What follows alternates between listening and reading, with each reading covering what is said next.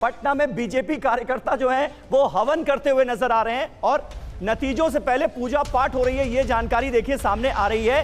पटना से बीजेपी कार्यकर्ता हवन कर रहे हैं, पूजा पाठ हो रही है और अपने अपने इष्ट देव के सामने ये गुजारिश कि ज्यादा से ज्यादा सीटें उन्हें इस बार मिलें और उनकी मेहनत स्वारत हो, ये कोशिश दोनों तरफ नजर आ रही है। और अभी तो चूंकि वक्त बचा है इसलिए दावे भी दोनों तरफ से ताबड़तोड़ किए जा रहे हैं, जोरदार किए जा रहे हैं। एक तरफ 400 पार की बात है और दूसरी तरफ 295 प्लस की बात की गई है कांग्रेस पार्टी और इंडिया गठबंधन की तरफ से।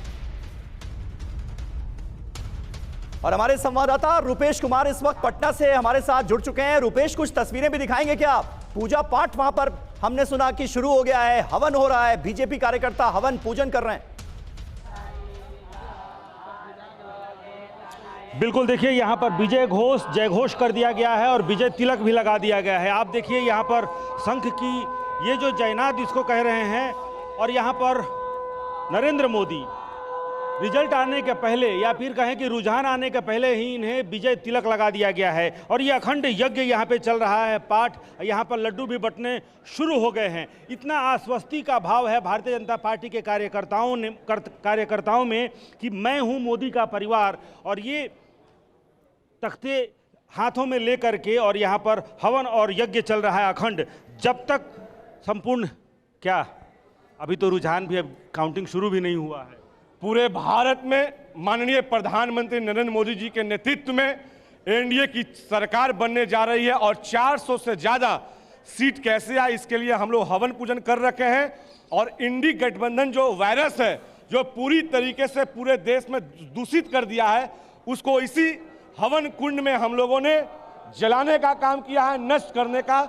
माननीय जो हमारे ब्राह्मण देवता हैं उनके द्वारा वैदिक मंत्रों उच्चारण के साथ आज हम लोगों ने नष्ट करने का कार्य किया है। चलिए तो देखिए हवन पूजन हो रहा है। भारतीय जनता पार्टी के कार्यकर्ता किस तरह से हवन पूजन कर रहे हैं और वहां पर तो विजय तिलक भी लगा दिया गया है। एक बार फिर हम स्टूडियो का रुख करते हैं पटना से और देखिए यहां पर आपको बताने जा रहे हैं हम कि इस बार आपको जैसे जैसे रुझान सामने आने लगेंगे, क्योंकि अब वक्त बहुत कम बचा है, 1 घंटे 15 मिनट का देखिए सिर्फ वक्त बाकी रह गया है और पहला रुझान हमारे सामने होगा। और जैसे जैसे रुझान हमारे सामने आएंगे उन रुझानों के विश्लेषण के लिए तमाम वरिष्ठ पत्रकार इस वक्त अपनी अपनी चेयर पर आसीन हो चुके हैं और यहां पर हम आपको बहुत महत्वपूर्ण ग्राफिक्स दिखाने वाले हैं इस बड़ी स्क्रीन पर। यह देखिए जैसे दल बदलने वाले जो उम्मीदवार हैं उनकी सीट पर क्या रहा ये आपको जानने को मिलेगा। यह देखिए दल बदलने वाले उम्मीदवार में पवन सिंह भी आ रहे हैं, पवन सिंह जो कि काराकाट से इस बार उम्मीदवार हैं, गीता कोड़ा। तो इस तरह से सीट वाइज आंकड़े हम आपके सामने रखेंगे। दल बदलुओं का क्या हो रहा है,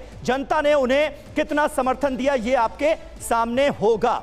और इसी तरह से ये देखिए ज्योतिरादित्य सिंधिया भी, जो कि अब हालांकि काफी वक्त हो गया है जी ये अब मत करो क्योंकि हो गया रहा है। ज्योतिरादित्य तो मतलब इसलिए मैं नहीं ऐड कर दिया। 10 साल हो रहा है, कर चुके हो तो इतना बदलना था, बदल चुके जो है।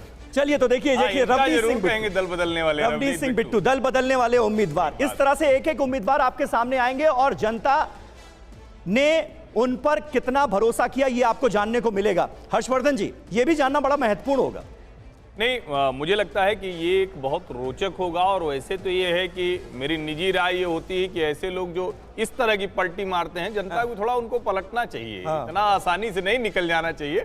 लेकिन कई बार ऐसा भी होता है कि कोई मजबूत नेता होता है, किसी को अपनी पार्टी में वो जिसको कहते हैं ना कि यथोचित सम्मान नहीं मिलता है, तो वो दूसरी पार्टी में जाता है। लेकिन अब जनता उसको कैसे रिएक्ट करती है, कैसे देखती है, ये और लोकसभा चुनाव में गौतम दा ये भी तो बड़ा महत्वपूर्ण हो जाता है कि वो जिस पार्टी में जा रहा है उस पार्टी का नेतृत्व कौन कर रहा है और उस चेहरे पर कितना भरोसा है, ये भी तो है। वो तो एक बड़ी बात है। दूसरी बात ये है कि ये भी भरोसा नहीं है कि जीतने के बाद कहाँ रहेंगे।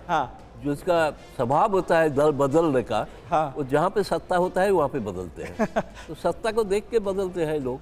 ये तो दुर्भाग्य की बात है कि भारत में जो अभी जो स्थिति बन गया है बहुत चली जाएगा। जैसे आपने बंगाल का जिक्र नहीं किया, मैं बंगाल से बता देता हूँ।